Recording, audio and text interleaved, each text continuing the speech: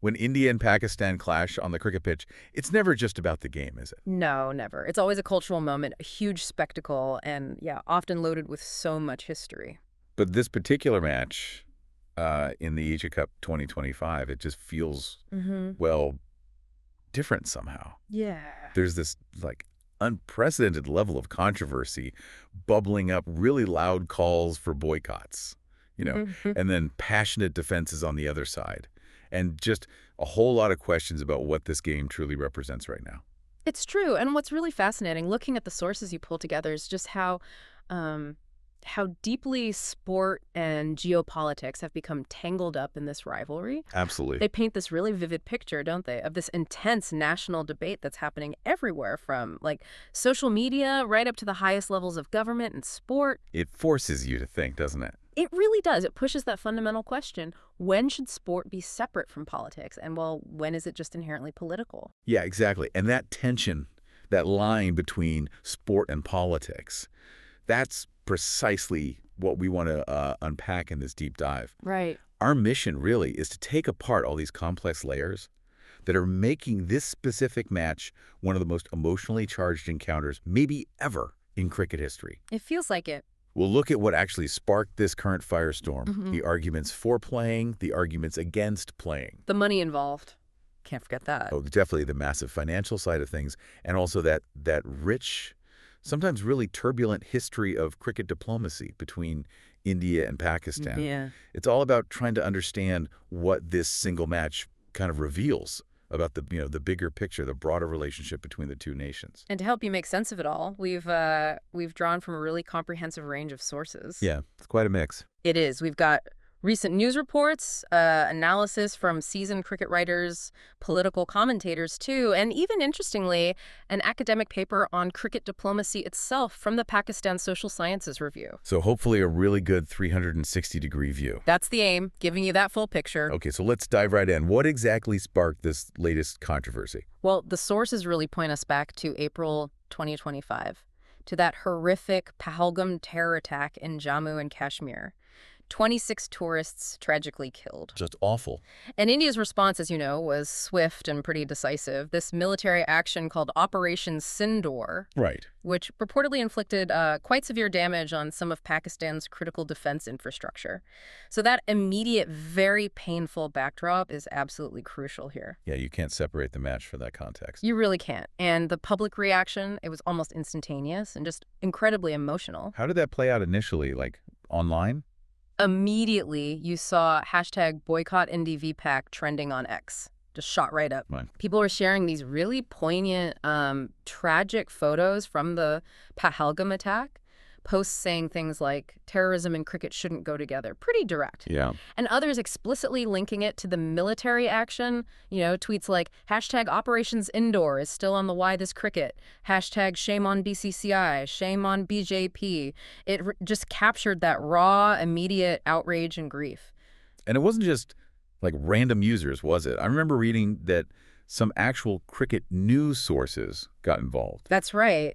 Even several quite prominent cricket update handles, the ones people follow for scores and news, they actually decided to boycott covering the match themselves. In solidarity. Exactly. In solidarity with the victims. Yeah. They put out statements saying they stand in solidarity with the victims and their families, and that this moment calls for empathy and support for those in grief. That's quite a statement from within the cricket community itself. It really underscored just how deep that initial public feeling ran. It wasn't just background noise.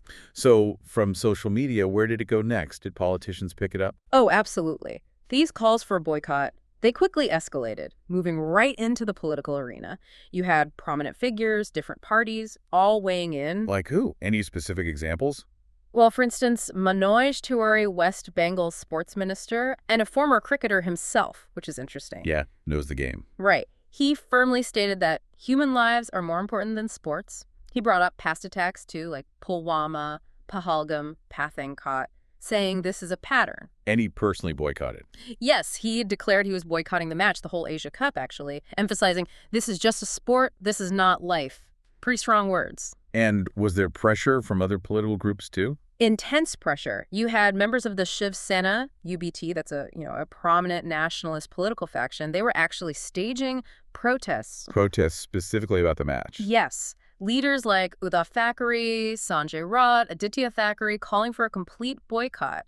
They were accusing the government of selective patriotism and, quote, prioritizing money over martyrdom. Wow, money over martyrdom. Yeah, and they even staged these symbolic Sindoor protests, linking it back to Operation Sindoor. So really tying it directly to the military action and national pride. Definitely. And others joined in too. Saurabh Bharadwaj from the Aam Aadmi Party called the match unjustifiable and against the nation's sentiment. And Asaduddin Owaisi, the AMIM chief, he openly questioned the government, asking why they, quote, don't have the power to refuse to play a cricket match against Pakistan. Basically challenging their authority or will. It wasn't just politicians, though, right? Weren't there voices from, like, the entertainment industry, too? Yes, even from the cultural sphere. Ashok Pandit, who's the president of the Indian Film and Television Directors Association, he strongly opposed the match. What do you say? Called it a black day, accused the organizers of insensitivity. He even said cricketers should have this much shame, money is not everything. Really hitting hard on the morality angle. You know, what's really compelling, though, is that this wasn't just, like, famous people or politicians debating it. Right. It seems like ordinary people were really grappling with it, too. The sources mentioned that businessman, Harsh Goenka. Ah, yes, on X. That tweet was quite something. It really was. He expressed his confusion, didn't he? Saying something like, heart says don't watch, mind says doesn't even matter, patriotism says boycott, sanity says cheer your team. Even my Maybap's parents' elders are giving mixed signals. What on earth should I do? Yeah. It just perfectly captures that internal conflict so many people must have been feeling, doesn't it? That real public dilemma. It absolutely does. It shows you just how deep this emotional conflict ran for so many people trying to navigate it. So, okay, you have this massive public outcry, political pressure, all this emotional weight. But the match is still happening. How did the BCCI, the cricket board, handle this? Well, yeah, despite this huge outcry, the Board of Control for Cricket in India, the BCCI, they had to walk a really complex path. What was their official line? Their official clarification was basically this: India will not play Pakistan in bilateral tournaments, one-on-one series. Okay, so direct tours are off the table. Right, but they argued they are obliged to participate in these big multi-nation tournaments like the Asia Cup. It's a different category of commitment. So it wasn't really a free choice for them in the same way deciding on a bilateral tour would be. Their hands were sort of tied by international agreements. That seems to be the core of their argument, yes. It's about these pre-existing international obligations.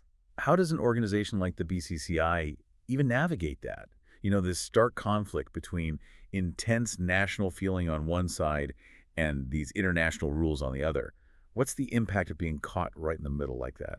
That really is the crux of it, isn't it? And the BCCI secretary, Devajit Saikia, he actually gave a pretty critical explanation on this. What did he say? He basically stated that boycotting a multinational competition, he mentioned the Asia Cup, but also things like the Olympics or a FIFA tournament, it would, quote, bring a lot of negativity for all our future endeavors of hosting any multinational tournament.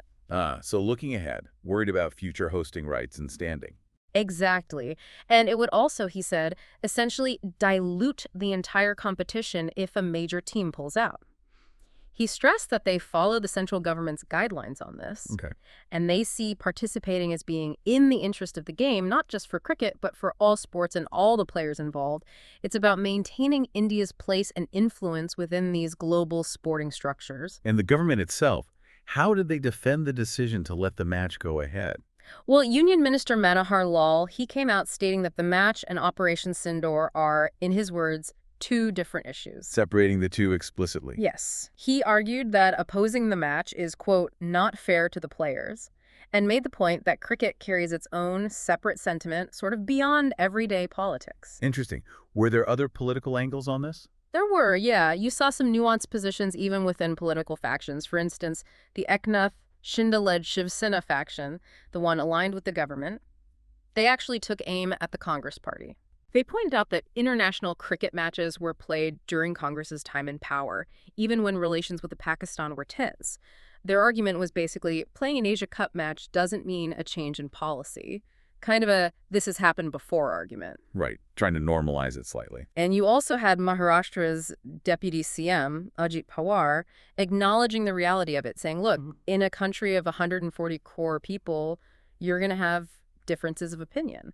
Some will support the game, some will oppose it, highlighting that diversity of public feeling. So, okay, they have to play because of obligations, but there's still huge public anger. How did they try to manage that? I heard about this thing called an invisible boycott. Yes, exactly. To sort of thread that needle, the BCCI reportedly opted for what's being called an invisible boycott. What does that actually mean in practice? It apparently means that senior BCCI officials, like the Secretary Jay Shah, are deliberately skipping the game themselves. So minimizing the official high-level presence.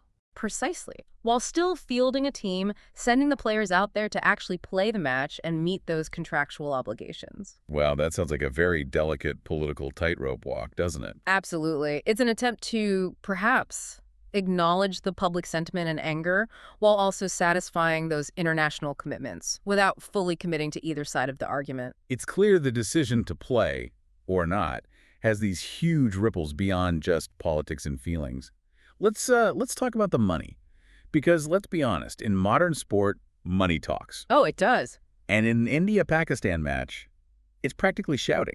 It really is. India versus Pakistan matches are, like, without any doubt, the biggest draw in cricket, the most watched fixtures, period. How big are we talking? The sources we looked at highlight they account for something like 70 to 80% of the total revenue for a tournament they're part of. 70 to 80% from Yeah. one matchup. Yeah, it's staggering. Just look at the 2023 Asia Cup clash. That single match delivered over 26 billion watch minutes on television alone. 26 billion. With a Yep. B, like watch minutes. Billion, yes. Okay, that number just clarifies everything, doesn't it? Why these matches are such massive engines for media rights deals. Precisely. It fuels the whole economy of the tournament. You look at the Asian Cricket Council's current deal with Sony Pictures Networks India that runs from 2024 to 2031. How much is that worth? It's reportedly worth around 1,400 crore over the 8 years. So breaking that down, it's about 175 to 200 crore for each edition of the Asia Cup. Wow. And here's a really critical point. India, as a market and a team, brings in almost 90% of cricket's total commercial value globally. 90%. So India basically is the market. Pretty much. Which means the BCCI, India's board, gets a huge chunk of these distributions, typically around 40 to 50%. Okay, so a boycott, even just skipping this one big match, would hit them right where it hurts, in the wallet. Oh, massively. What kind of losses are we actually talking about if India had pulled out of this match? What do the estimates say? Well, based on the public data and the analysis in our sources, the potential losses are truly substantial. Give us some numbers. Okay, just for broadcasting revenue share, the BCCI could have faced a hit of somewhere between 200 and 400 crore. Just from TV rights. How? Because viewership would likely plummet, estimates suggest a 60 to 7% slash if India isn't playing Pakistan. Right, that makes sense. What about ads and sponsors? That's another huge chunk, probably a forfeiture of around 150 to 300 crore. Wow. I mean, think about it. A 10-second ad slot during an India-Pakistan game, they sell for 14 to 16 lakh. A single match can generate 500 crore or even more in total ad inventories. Incredible numbers. And if you pull out of the main event, there's also the risk that sponsors might downgrade their deals with you in the future. It damages that relationship. Okay, so broadcasting, advertising. What else? Are there, like, fines for just not showing up? Yes, that's another significant factor. If you skip a match in a multi-nation tournament like this, you could face contractual fines and penalties. Yeah. Estimates range from 50 to 100 crore. It could be like 10 to 20% of the whole tournament's value. We've seen similar things before. Apparently, suspended IPL games cost around 100 to 125 crore each in penalties. Okay, so serious money. Then there's the stadium itself, right? Tickets, merchandise. Yep, gate receipts and merchandise. Another potential loss estimated at 20 to 50 crore, especially with those high-priced premium tickets in Dubai. They were going for up to 4 lakh a pair, apparently. 4 lakh for 2 tickets. And what about the players themselves? Are they losing out significantly too, or is it mostly the BCCI taking the hit? Financially, it's minimal for the players in the grand scheme of things. Their main salaries are from fixed annual retainers with the BCCI. Right. So the direct impact on them would mostly be match fees, maybe win bonuses. The estimates put that at maybe 0 to 10 crore total. Pretty negligible compared to the massive figures we're talking about for the board. That's a really stark contrast. Okay, so those are the immediate direct costs. What about the longer-term damage, the indirect stuff? Because money isn't just about today's game, is it? It's about influence tomorrow. Precisely. And that's a crucial point. The indirect and reputational losses could easily add up to another 100 to 200 crore, perhaps more, in the long run. How does that work? What kind of damage? Well, you could see potential retaliation from the Pakistan Cricket Board, the PCB. Maybe they skip events hosted in India in the future. Tit for tat. Could be. It might also weaken India's negotiating power in international cricket forums if they're seen as unreliable or willing to pull out of major events.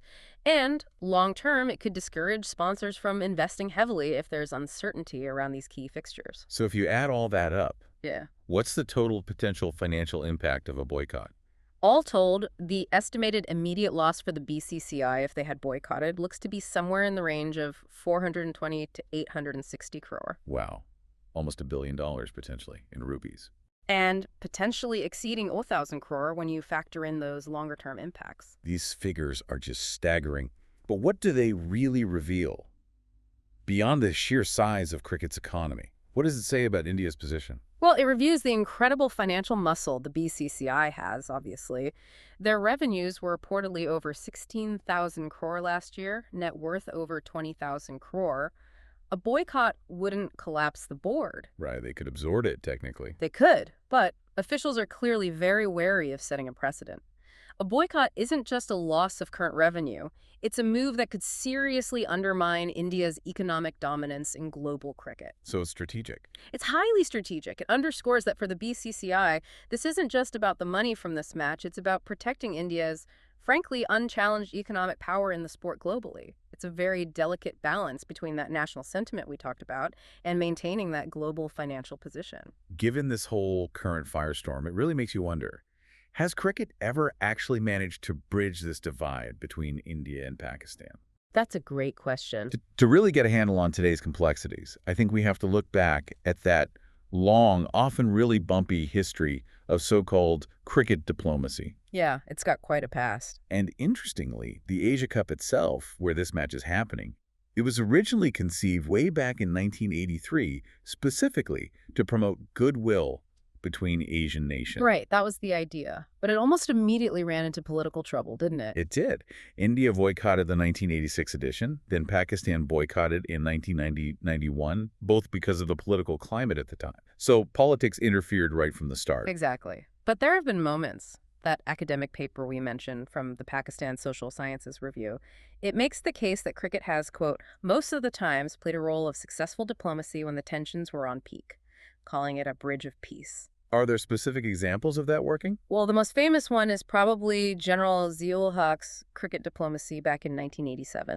Yes, I've heard of this. He made this surprise visit to India, supposedly just to watch a cricket match between the two countries.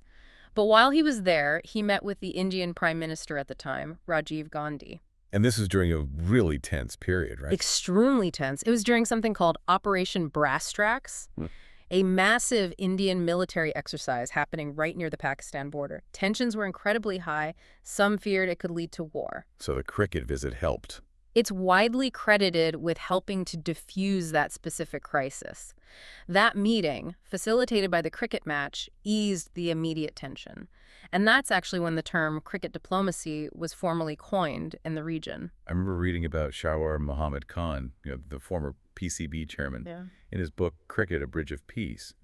He talked about the Pakistani team's tour to India in 1999, just before the Kargil War, actually. Yes, what did he say about that? He recounted this unexpectedly warm welcome they received. Like 40,000 Indian fans giving them a standing ovation after a match in Chennai.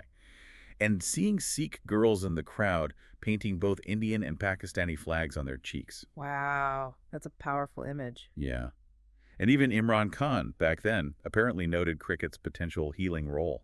And you saw other gestures later, too, like Prime Minister Vajpayee's bus diplomacy trip to Lahore in 1999. The Lahore Declaration. Right. That paved the way for the Friendship Series in cricket in 2004.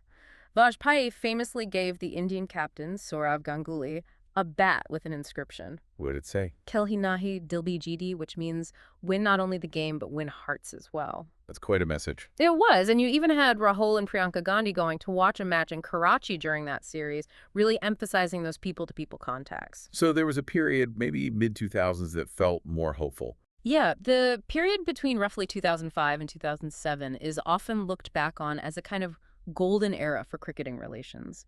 Both sides toured, teams were welcomed warmly. There were genuinely powerful moments of connection happening through the sport. It really sounds like cricket did, at certain times, offer these glimpses of hope, a potential path for connection, maybe even peace. Yeah. But how long did those moments actually last? Were they sustainable? And that's the critical question, isn't it? The sources, when you look closely, reveal that these diplomatic successes, these goodwill moments, they often prove to be quite fragile and sadly, pretty short-lived. How so? What happened? Well, think about that 1999 goodwill tour Shahryar Khan described. Just a few months later, the Kargil War broke out between India and Pakistan. Right. So the goodwill vanished quickly. Very quickly. Then, fast forward a bit, you have the attack on the Indian parliament in December 2001. That led to another major crisis, a 9-month military standoff along the border. Cricket stopped again. And then, of course, the Mumbai attacks. The Mumbai attacks in 2008, that was a huge turning point. It just, quote, destroyed the whole atmosphere of peace process that had been tentatively building.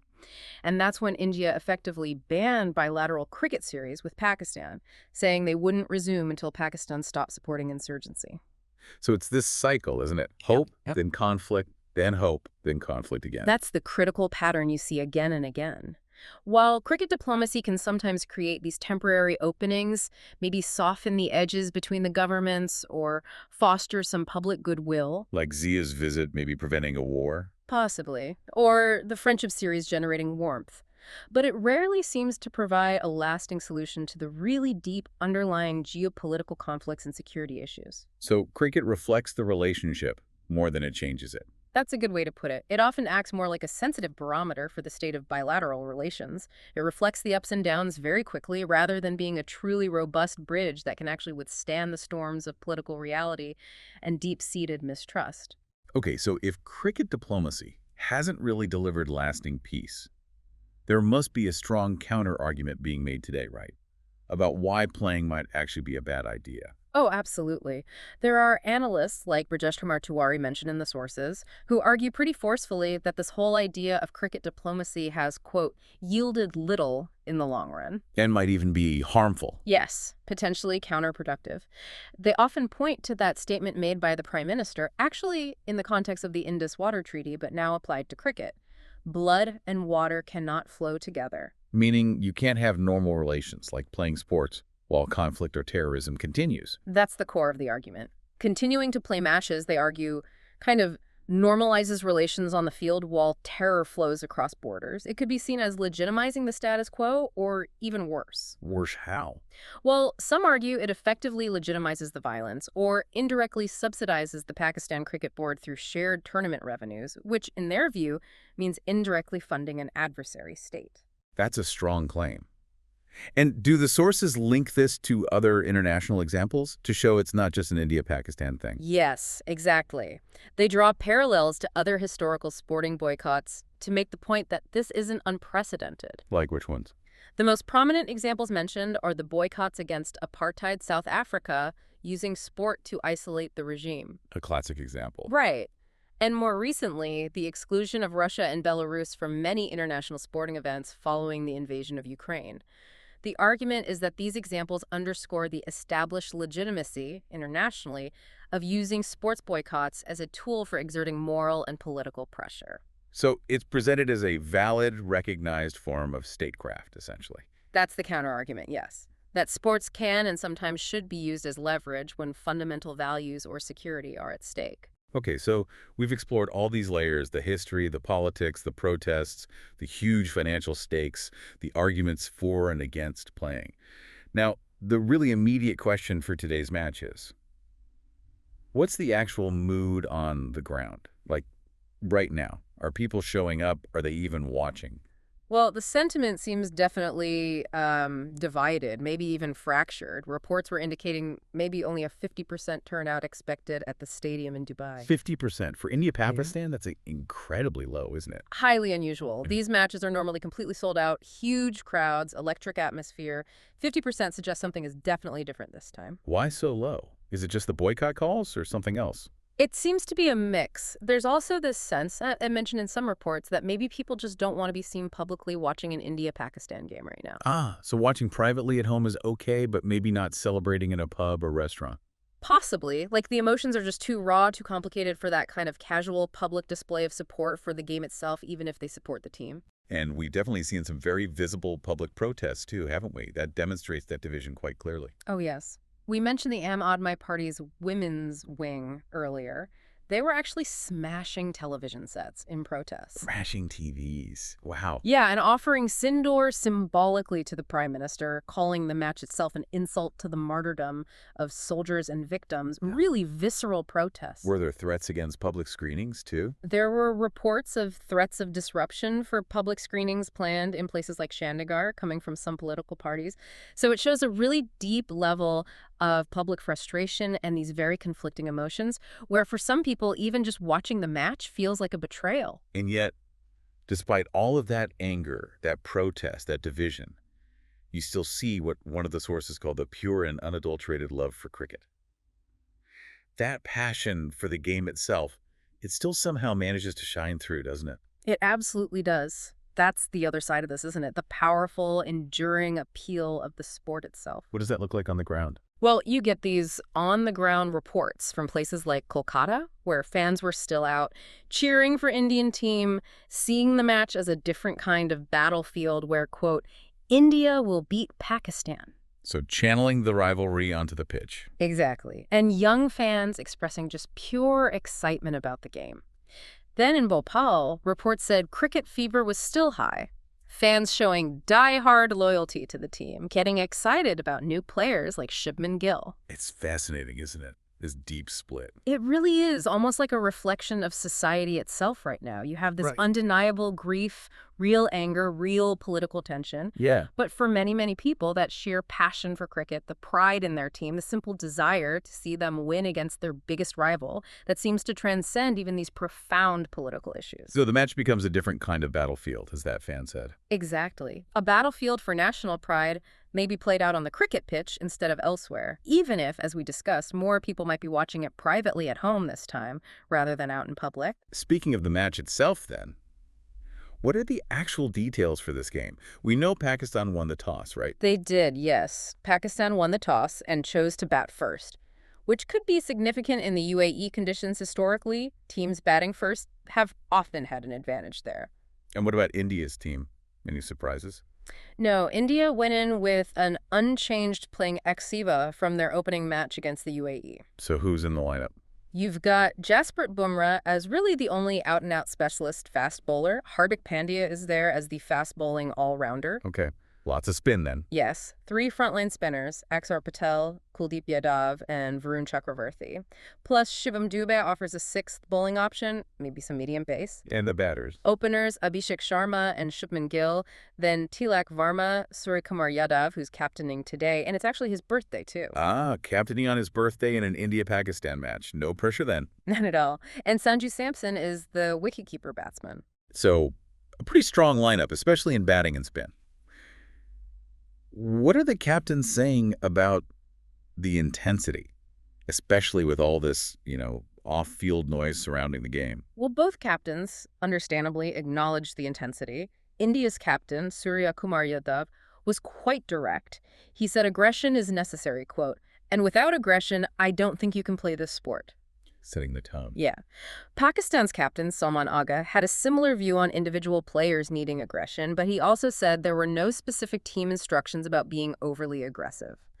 And interestingly, both captains very carefully sidestepped any talk about who the favorites were. Smart move, probably. Just focus on the game. Exactly, trying to keep the focus purely on the cricket, despite everything else swirling around. So, if the captains won't say it, who is generally seen as the favorite going into this highly charged match? Well, on paper, India probably starts as the favorite. They are the current T20 world champions, after all. And the reports describe this as a new Indian team that has actually, quote, become better than the team that won the World Cup, which is quite a statement. High praise.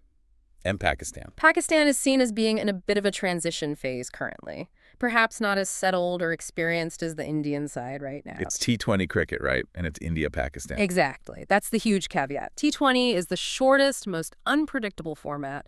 Upsets can happen really easily. And in this particular rivalry, form and past results often just go out the window on the day. Anything can happen. Absolutely. Well, this whole deep dive has really shown us, hasn't it, that this India-Pakistan Asia Cup match in 2025 is just so much more than a game. So much more. It's like a crucible, isn't it? Where all these historical tensions, national pride, the stark economic realities, and these deeply personal, raw emotions, they all just clash. Yeah. The decision to actually play the game, the protests against it, the incredible financial stakes involved, and that whole complicated history of cricket diplomacy, it all combines to make this a uniquely charged, really significant event.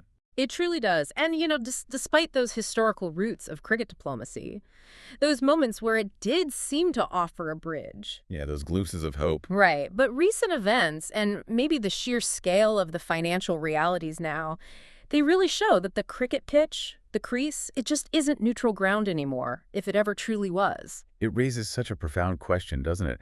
How do nations even navigate this?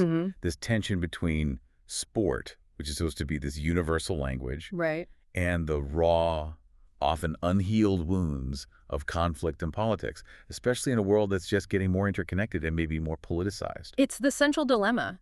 And it makes you wonder, looking ahead. What will people remember?